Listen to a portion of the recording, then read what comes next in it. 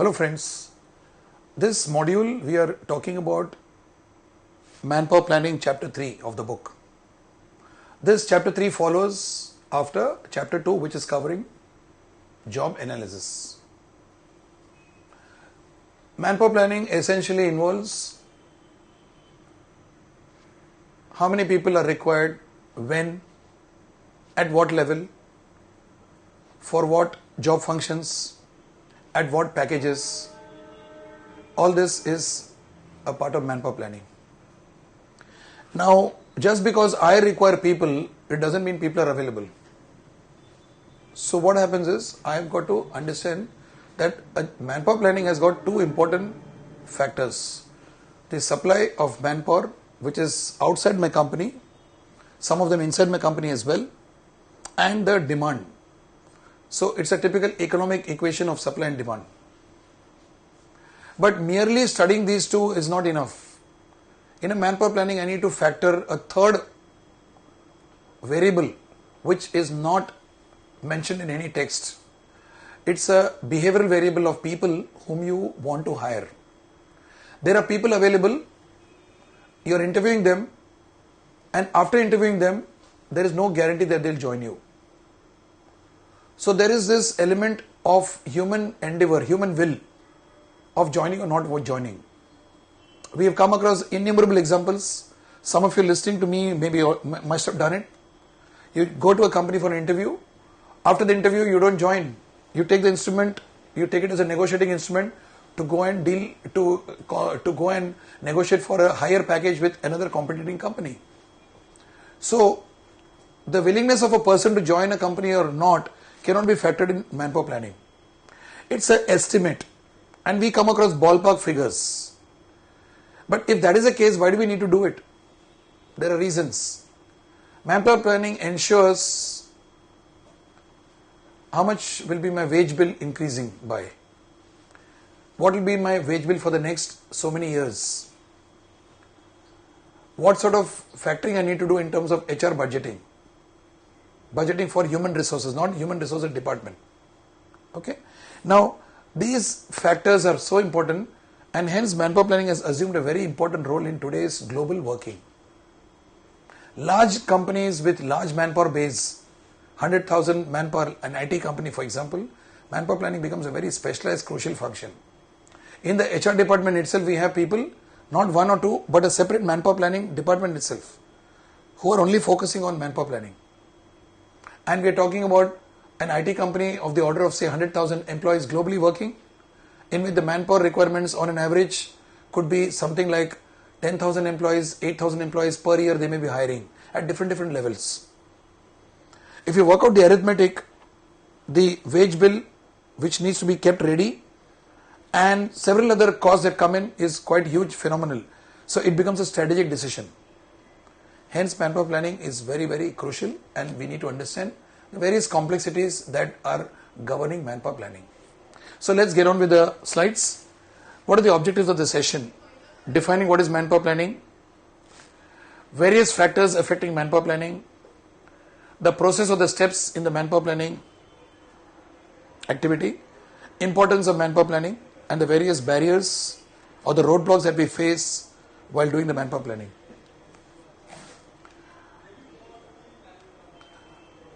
The structure of the flow would be in the following manner as is given in the slide. Almost repetition of the earlier slide. We'll be studying manpower planning, factors affecting it, the process, the importance, the barriers, and some related reading we'll be talking about, and finally the summary. What is it? It's a process of forecasting, underlying forecasting, an organization's future demand for and supply of the right type of people in the right number. It's a demand supply forecasting of manpower. HR activities like your recruitment and selection, training and development, compensation, appraisal, and labor relations are derived from the manpower planning. So once I do the manpower planning, I know the numbers, and from there these things derive. Manpower planning is important for organization as well as employees who wish to fully utilize their capabilities and potential. When I do a manpower planning, I know exactly what numbers is coming where, and I also know the timeline in which they have to come. I not only know the timeline in which they have to come, I'll be able to create my programs for the recruitment selection process as well. And for training development, for induction orientation, so many other processes cannot happen unless and until this is taken care of. So this becomes a precursor for the rest of the processes that follow after this. What does it involve? Manpower planning is involving maximum use of human resources, lesser labor turnover. I must ensure that people don't join and leave pretty fast. Attrition, labor turnover, lower absenteeism. These are the things I need to address when I'm doing a manpower planning.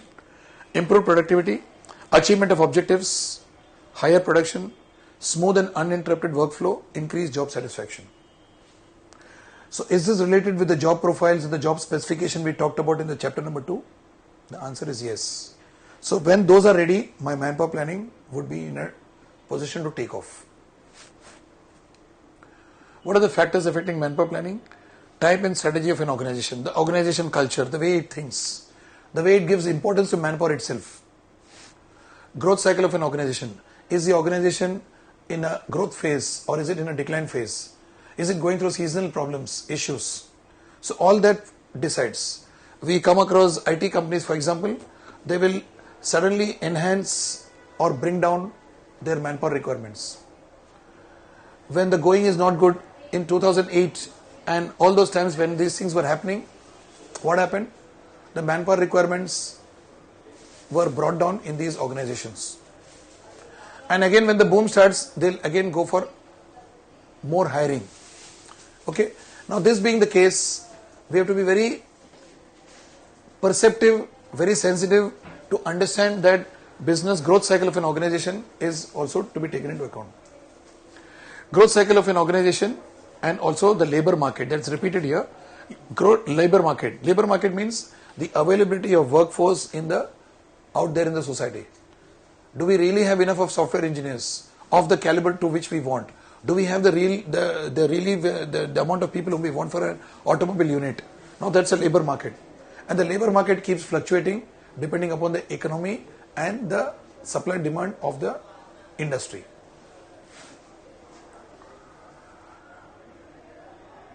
That I have explained this. Now here is a little bit of detailed explanation. We have taken 2 examples, 2 companies which we know, Godrej and Vodafone. The type of an organization is important. It determines number of processes and thus number and type of staff required. For example, a manufacturing unit like Godrej has to plan manpower for its manufacturing as well as service process. They have taken 2 examples. Godrej is into manufacturing as well as in services. So when they do the manpower planning, they have to take into account for both the requirements. Whereas Vodafone is a typical cellular major, it's a service provider and plans only for service processes. So Godrej will plan for both skilled and unskilled workers, but Vodafone will plan only for skilled workers. I wouldn't like to totally agree with this. The fact is we need skills in both the areas, whether it's manufacturing or service, both the places we need skills. I suppose the skills we are talking about in the slide is about the skills of learning to interact with human beings. Because many authors feel that human skills are a person who's skilled in human relations is far more skilled than a person who's skilled with only machines. But both are having equal amount of ability base that you need to have. Okay. So, the second factor, growth cycle of an organization. I've explained very briefly. Here it is. The initial stages of an organization, the focus is on the product and the service development. When an organization grows, we are more focused on the business. We are more focused on ensuring that we reach out to the market. The purpose for which the company has been created, we need to serve the purpose. If I am a startup, I want to produce some product, then I ensure my entire focus is there. So during that time, my entire focus is in the product and service department. Later on, what happens, the growth stage, manpower planning assumes an important and internal development of people that needs HR support. As my business grows, I am hiring more people. So when I hire more people, what happens? I got to hire the right person because my business is getting more complex. When a business is simple, there is no issues. But when it grows and when more people are coming, I need to hire the right person for the right job. Why? Because customers are demanding more from me. If I hire a wrong person, let us say I hire a person who doesn't have marketing skills. I need somebody to do my marketing because my business is growing. I hire the wrong person. When I hire the wrong person, he goes and screws up the whole marketing, whatever pitch he does, and my whole my company can go to a toss. So I need to hire a person, the right person for the right job. So I need to get into manpower planning. Very important. If the organization is already matured, after 10-15 years it's become matured, there is less flexibility and scope for innovation in manpower planning. In decline stage, manpower planning relates to layoffs and retrenchment. So manpower planning, in short, goes through all the three phases of an organization. When it is growing, when it is running and doing well, and also when it is declining or wanting to retire as an organization. They want to close down. So wherever you are doing manpower planning, popularly people believe that manpower planning is required only for a running organization. It's not so. Even when an organization is going through a slowdown, we need to plan our manpower. You must have come across organizations which give VRS, voluntary retirement schemes they have. So see, these organizations also, very strangely to some people, they hire people. While I am asking people to go, I am hiring new people also. So some trade unions and all, they feel what the hell is going on. It need not be clearly understood by them because they may be hiring people who are required for that relevant, that functioning at the time of a decline, and they may not want people who are already outdated and the company is about to close. So it's a very complex function. Okay. Environmental uncertainties also affect the manpower planning. What sort of environment are you talking about? In principles of management, we learnt about pest analysis. Outside the organization, we have got 4 factors which affect the functioning of the organization: political climate, social climate, environmental, economic climate, and technological climate. PEST, political, economic, social, and technology. Now these 4 changes that happen outside affect our company. Our company is consisting of various resources: man, machine, materials, and money. So any changes there is going to affect my manpower recruitment and manpower planning also. Very simple. Okay. So manpower planning has to accommodate expected changes in political, social, economic, technological is not mentioned here.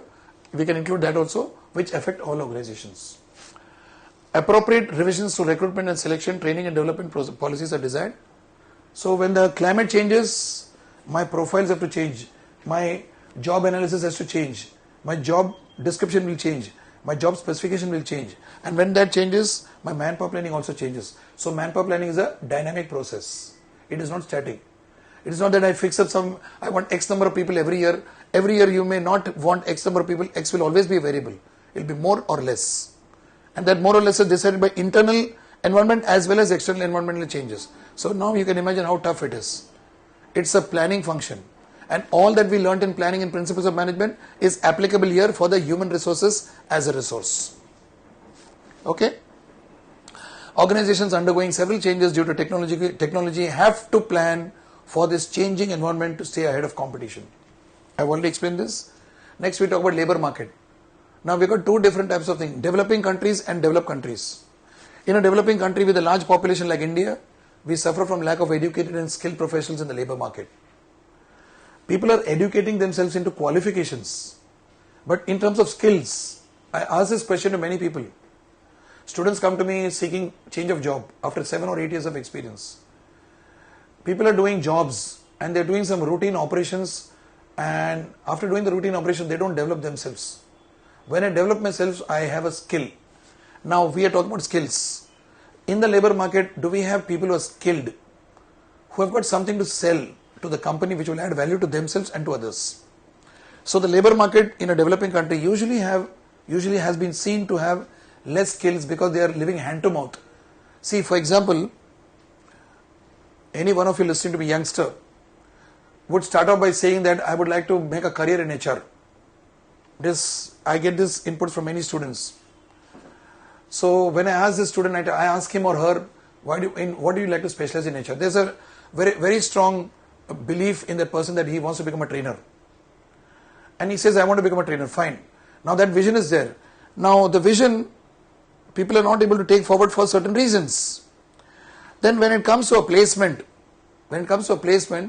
a very good brand, a good company comes in, they hire people. Nothing against brand, nothing against, I'm just giving an example. Okay, take it as an example I'm going to drive home some phenomenon which we observe today. So your vision is gone because you're getting a good package and a good company. And our Indian society and the homes to which we belong, they're very clear. You got a good job, a good package in a good company, then the profile is gone, the person's dream or whatever he wants to become is lost.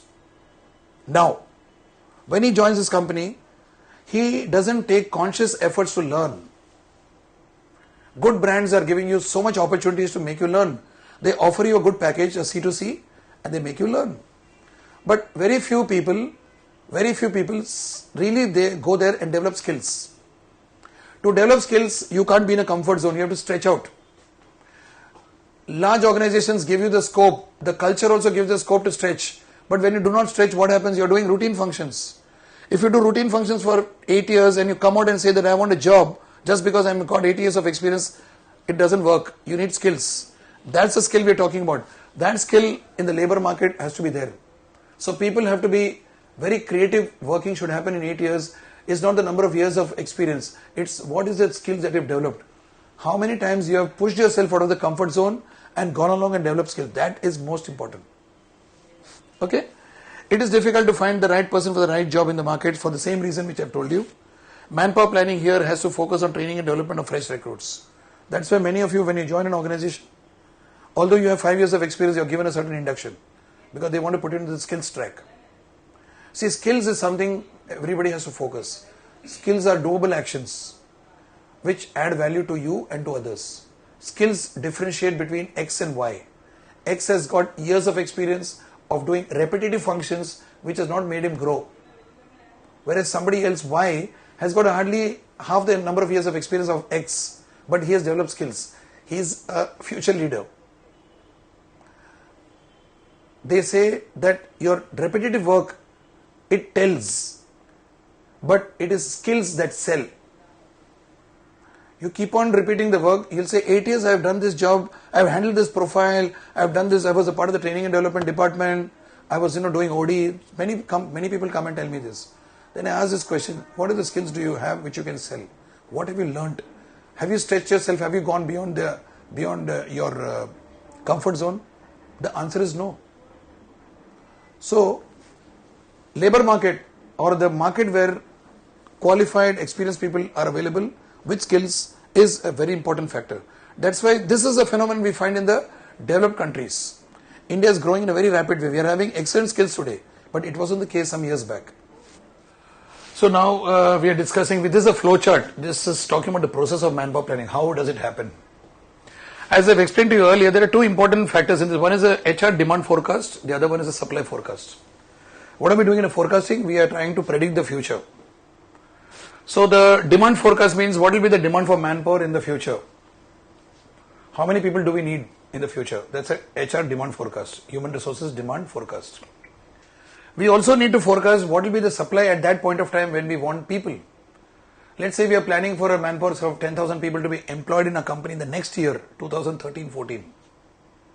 Then I must make an analysis about my demand forecast will be, let's say this demand forecast is to 10,000 people at different levels. During that one full year, I'll be recruiting people. But I must also know what is my HR supply forecast. I must also do that. Now to do that, it's a skill.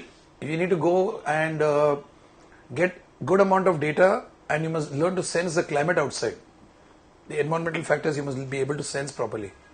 And you must make a certain amount of a good forecasting judgment. And none of us can be accurate. We can be very close to the figure to which we want. Okay. Now, the flowchart very simply says there's an organizational objective. There's the HR demand forecast and the HR supply forecast. Both of them are taking you towards the organization objective. Now, is the demand equal to supply? The answer, if it is no, then surplus or layoff. If we have got more people, we start off by having X number of employees in the company. Now, these X number of employees, we are adding Y to them. Now, when we add Y to them, now suppose the demand is less. That means the number of people whom we require is less. Then we have surplus with us, which means we may have to lay off or reduce the hours of working. On the other hand, if the supply is not there, then what do? We need to recruit and select people. We need to hire more people. So these two are very simple common sense decisions to be taken. If there is a demand is more, if the demand is more, I may have surplus. If the supply is more, then what happens? I still have a surplus. On the other hand, if the demand is less and the supply is less, then I have two different scenarios. So 4 scenarios we can plot. Demand and supply, more and less and more and less on either side. Then there are 4 scenarios we can get. In short, depending upon the demand forecast, the supply forecast, we will have to plan our manpower accordingly. And it's a dynamic process. I may indicate in the beginning of this financial year that I may be needing 10,000 employees in the next financial year.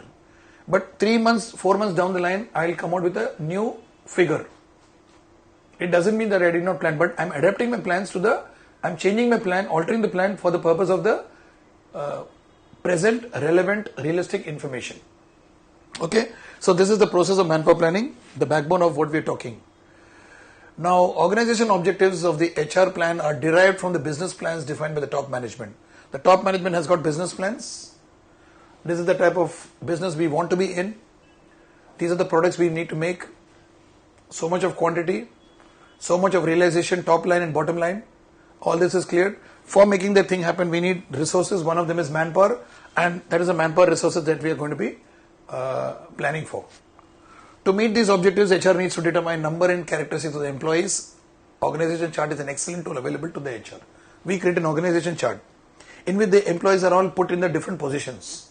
Senior most at the top and the junior most at the bottom, and there are people in the middle. Each one has got a job profile which is coming from the job analysis which we have done. Now, having done this, we know that this business plans of ours will be effective when we have the right person for the right job. When to hire them, how to hire them, etc., follows after that. HR then decides how many vacancies can be filled from within, how will union constraints be handled, how much automation can be practiced, and how continuous availability of the skilled labor can be ensured. Now, HR demand forecast is a process of estimating the number and the quality of people required in the future to meet the needs of the organization. Now, these factors for demand forecast can be internal or external to the organization. The external factors would be, I may be wanting more people because of competition. The economic climate is conducive, or it may not be conducive because of the demand may go down. It is also impacted by technological climate and the laws of the land, laws and regulations of the land. These are 4 points given. There are some more points which you can add based on your own understanding and what you see around you. On the internal side, we have got budgetary constraints. Very, very common constraint which many organizations have. They do not have resources to hire people. See, a particular job may be required to be done by 2 people. They may take only 1 person. Now, it could be the policy of the company, or it may be genuine reason also. Now, this budgetary constraint, why does it become a budgetary constraint? Because when I hire a person, there is a carrying cost. Every month I have to keep on giving him compensation. I have to motivate him, I have to send him for training and development. It's an investment for the company of sorts. They call it cost, but basically manpower is an investment. We say C to C, cost to the company. Manpower should never be a cost to the company, because it is that manpower that is actually adding bottom line and top line to the organization. So that investment could be one of the budgetary constraints. New product or services. When a new product or service is being introduced, I may have to add more manpower, I may have to retrain more manpower, retrain the existing manpower, or I may have to ask the existing manpower to go and induct fresh people, quite possible. Organization structure. The structure itself is made in such a way that the organization planning of manpower will be impacting by the structure. For example, tall structures. In a tall structure, the number of levels are very high, 12 to 14 levels or even more. Old economy, pre-1991, we had most of the organization, practically all of them very tall structures. And that to manufacturing units. Service sectors usually have flat structures, number of levels are less. So, depending upon the structural composition of the organization, the manpower planning can be easy or complex. In a flat organization, the manpower planning becomes a little more easier as compared to a tall structure, because in the tall structure, filling up vacancies at the top level is quite a challenge. If there's a vacancy at the level of a ED, executive director, or maybe a VP, it is not a vacancy that can be filled just in a day or 2 or in a month or so. It takes a lot of procedural aspects to be considered.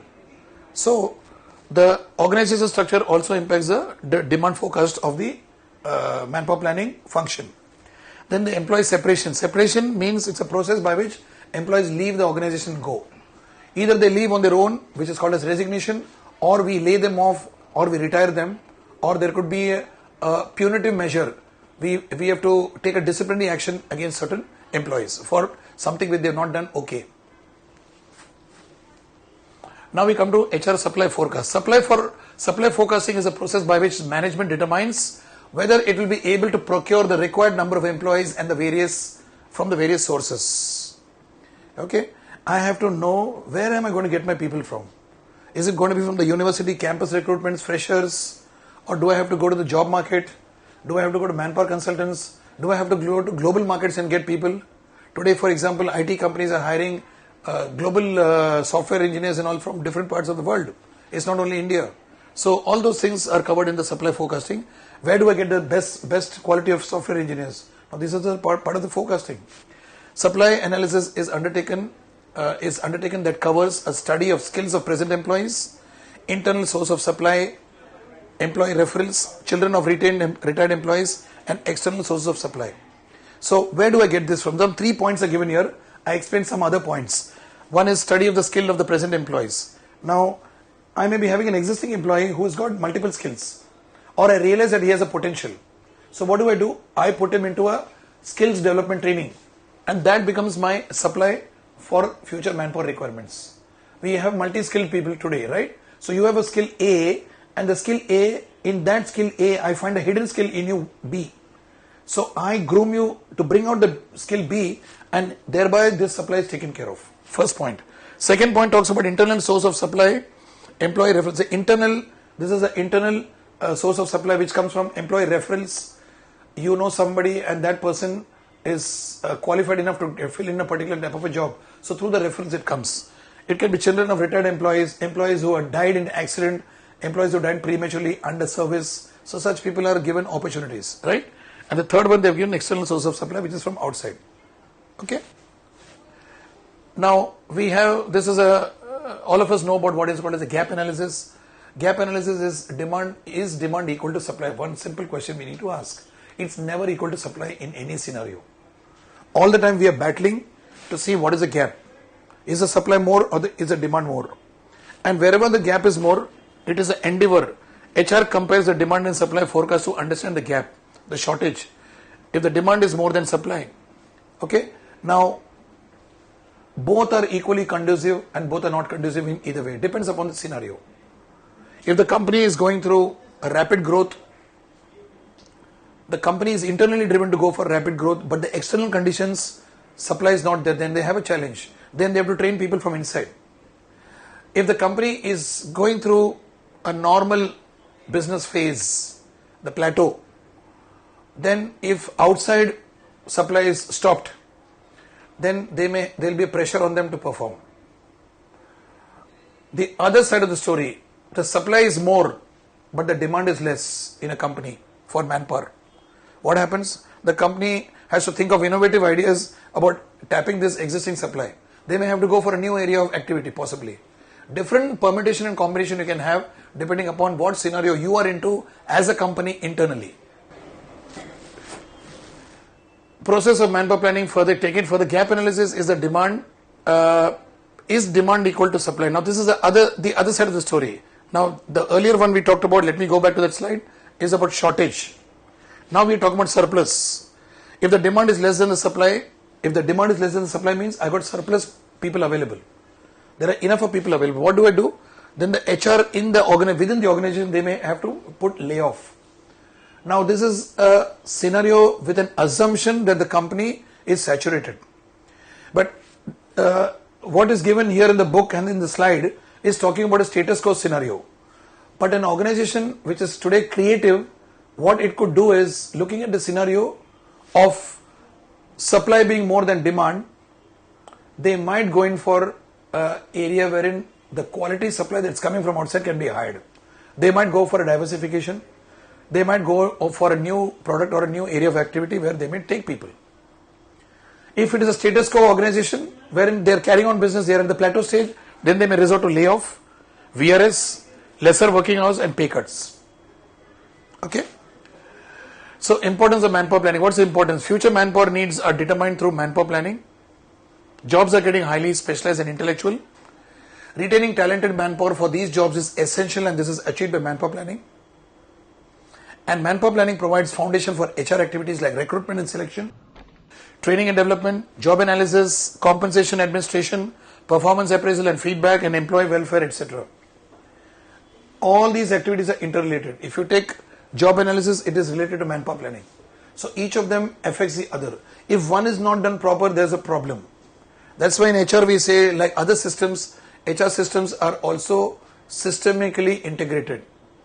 Systemically, not systematically. Systemically means any one system or any one process is not properly done, it affects the entire HR process. This is true and it is visible and seen in many organizations. If the manpower planning is not proper, it affects the morale of the people. If recruitment and selection is not proper, then it affects the people. So every which way, if all of them need to be having an integration, like the human body with all its organs, if the integration of the organs are not there, we will be unhealthy. Similarly, an organization would have unhealthy HR within them if any one of this system is not operating in tandem with the other systems. Let's address and understand what could be the barriers that could come to manpower planning. What are the roadblocks? One is the inaccuracy. When I'm trying to gauge the conditions outside, when I'm making a forecast on technology, market and labor, I may not be getting the proper figures, or I may not have a proper judgment. I may not be experienced enough, skillful enough, intuitive enough to know how it is. It's possible. I could have a bias. Most of the time, operating managers are not involved in the planning. This makes plans ineffective.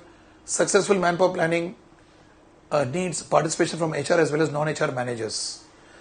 In organizations, it is noticed the HR people do the planning with a very theoretical mindset, inverted commas. When I say theoretical, what I mean is the real job that is happening in the department, in the functional vertical, they know exactly what they want. If those managers are having a bias, or they are not able to articulate, or they are not involved in the manpower planning, then we may give people with a disconnect. In an IT company, for example, we need somebody with a certain software background, and that person with software background, that particular spec sheet, we are giving it to the HR department. Now they may go along and hire somebody else unknowingly. I'm not saying they do it. Now when they do it unknowingly, what happens is there's a disconnect between requirements and what has been hired. So to see that this happens, we need to have people coming together. Imbalance. Managers tend to focus on near-term requirements at the cost of long-term needs and fail to carry grooming and training of employees. Many organizations do not have a manpower planning proper, and they take a knee-jerk reaction, ad hoc basis. I need people, immediately hire. And when they hire Tom, Dick and Harry. It's a common malady in many organizations. There's a fresh new business that has come, so let's make the best of it, so hire people left, right and center. No plans, nothing. When you have a mindset of only business and not sustenance, and when your culture is such that it is only talking about top line, bottom line all the time, then this problem can take place, imbalance can take place. Now, here we are talking about related reading. We are coming to almost the end of the session, and forecasting manpower requirements. Job market uncertainties and thrust on cost cutting mandate that manpower supply and demand forecasts are planned by HR managers as accurately as possible. I wouldn't like to point out only at HR managers. It's not HR people alone who need to do this. Manpower planning is a collective activity. It's a strategic activity. Everybody from the top management, the concerned departments, the HR people form the facilitators. They are the people who have to ensure that they have understood the requirements properly. And that's a very tough call. See, in one department, for example, they wouldn't mind waiting for let's say HOD to get hired, because the department's functioning may not be that very crucial. Whereas in another department, even hiring an executive, they would like to have it on an urgency basis. Now, this is understood by the HR people only if they know the business cycles and the various functions of the various departments. It's so important.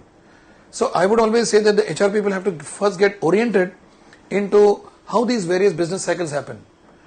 In fact, I would go to the extent of even stretching it to say that let these people go and work in these departments for one month or some time so that they get familiar into the climate of how they work. Now, once that is clear, then this becomes easier. HR should be able to fill in vacancies from ready pool of candidates without much loss of time and efforts. When an HR person is specialized to know various aspects of the business, it becomes easier. There are a number of engineering companies, very large names, which I don't want to mention here. They have a system in which the HR department has got people who have come from the different functional departments. A production engineer yesterday, he has put in about say 10 to 15 years experience, he sits in the HR department. Now, we find him to be much more effective in doing his HR job. So, if you have people from the line function area and they come into HR, they are seen to have a broader perspective towards various HR processes, including manpower planning. In the current competitive scenario, robust, good talent, very healthy talent, forecasting provides an edge over competition. I must be able to say who's the right person I need to pick up today for tomorrow. Who is the right person I need to pick up today for tomorrow. So once I get that hang of it, that can happen only when I'm a part of the business cycle, not an auxiliary support department. If I'm just an auxiliary support department, I may not be able to see the full picture and I won't be able to get the forecasting picture in front of me. This is one pitfall that happens in organizations.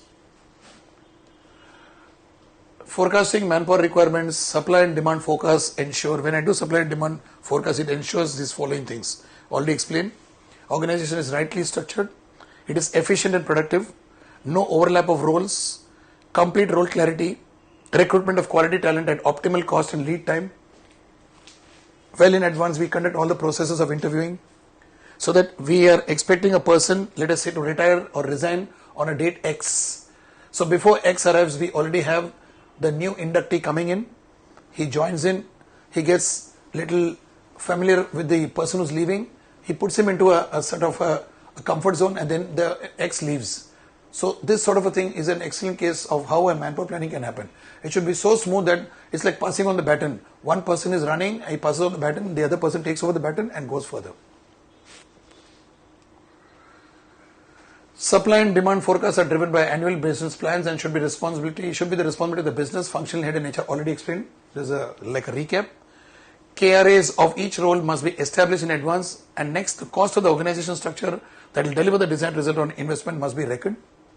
Cost is very important. There's a cost of hiring. There's a cost of creating a manpower plan also. So that cost should be counterweighed with what we are getting in terms of benefit. That cost is involving so many things: executive time, hiring some manpower consultants, hiring some agencies for coming out of the figures. Lots of activities are there, so that could be cost which is incurred in this. Forecast should address meant to volume revenue targets and geographical distribution points. Okay, it should address the revenue target and geographical distribution point. I want to know how much of manpower will be required for adding what type of a revenue or cost saving to the company, and this has to be properly distributed. This is a global, we're talking about a global phenomenon. Okay. The greatest challenge in forecasting are resistance by people, business uncertainty and lack of clear vision. People don't resort to forecasting because they feel that it is not worth it. Many of them do not have the skills, or they are so much into a rapid work that they feel that we'll see as and when the time comes. Now nothing can be more damaging than this, because forecasting has to really, it'll tell you where exactly you want to go. Even if you don't reach that place, at least you're on the right course. Too high and unachievable forecasts render the process meaningless. If I have a target, if I make a forecast that say 5 years from now my company is going to become double in terms of turnover and manpower, and I see that the next 2-3 years everything is going from bad to worse, that could become too very unrealistic and it is unachievable target. I have to be flexible. We have learnt in planning that planning needs to be flexible, right? HR must revisit and review forecasts from time to time. Once I give a forecast, it is not constant. I need to review. When I review, one must not get a feeling that, I don't have a mind of my own, that I am not very clear about myself. See, there is a human bravado. People feel that once I say something, I'll stick on to it. That is the most foolish thing to do in a forecasting. Because it is not about my point of view, it is about what the organization needs. It's about what we need to handle the issue. So I may quote some figures. Some new information comes to me tomorrow. So I may have to change the figures. Nothing wrong in that. And when I change the figures, I have got a justification behind that.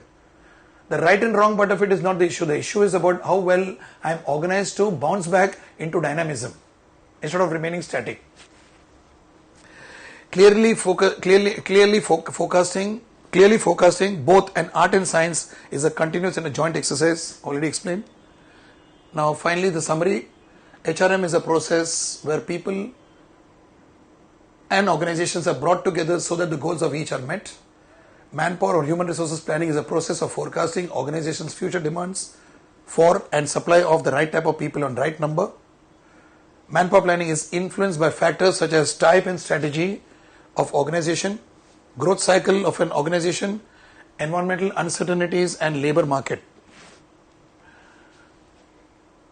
HR planning involves the following steps: organization objectives, demand forecast, supply forecast, surplus or shortage, and how to make use of it. It is important as it determines future manpower needs. It's a foundation of other HR functions and is useful in creating highly talented manpower. With that, friends, I wish you good luck. Thank you very much.